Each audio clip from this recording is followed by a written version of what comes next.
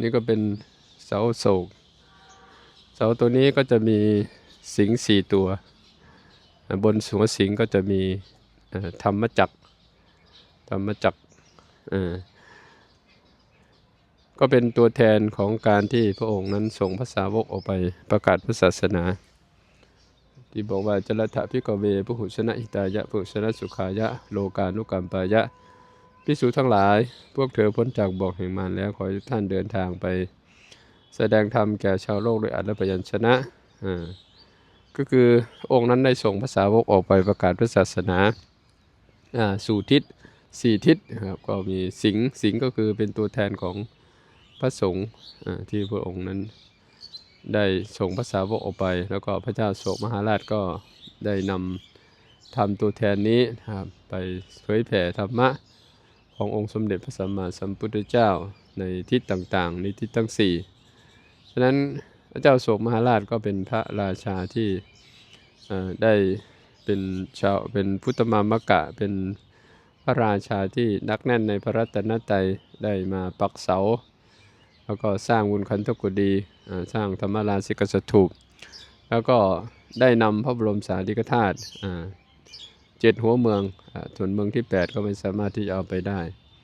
แต่ก็สิ่งสำคัญที่ทุกที่ที่พระเจ้าโศกมหาราชได้สร้างก็ได้นำพระบรมสารีริกธาตุไปประดิษฐานไว้อันนั้นก็ถือว่าเป็นส่วนที่สำคัญที่เราควรที่จะ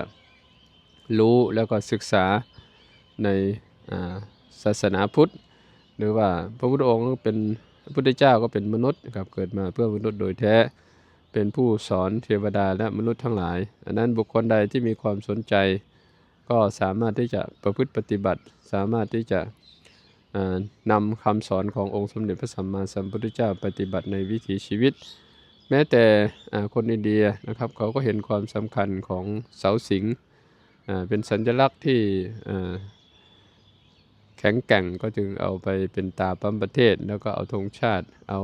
ธรรมจักรไปใส่ไว้ในธงชาติอันนั้นก็ถือว่าอินเดียเขาก็พัฒนาไปด้วยหลักธรรมะขององค์สมเด็จพระสัมมาสัมพุทธเจ้าแม้แต่รัฐธรรมนูญอินเดียก็เขียนตั้งแต่ปีพศ 2493ครับใช้ตั้งแต่ปีพศ 2493โดยดร. เอมเบตกาเป็นคนเขียนซึ่งเป็นชาวพุทธแล้วก็ได้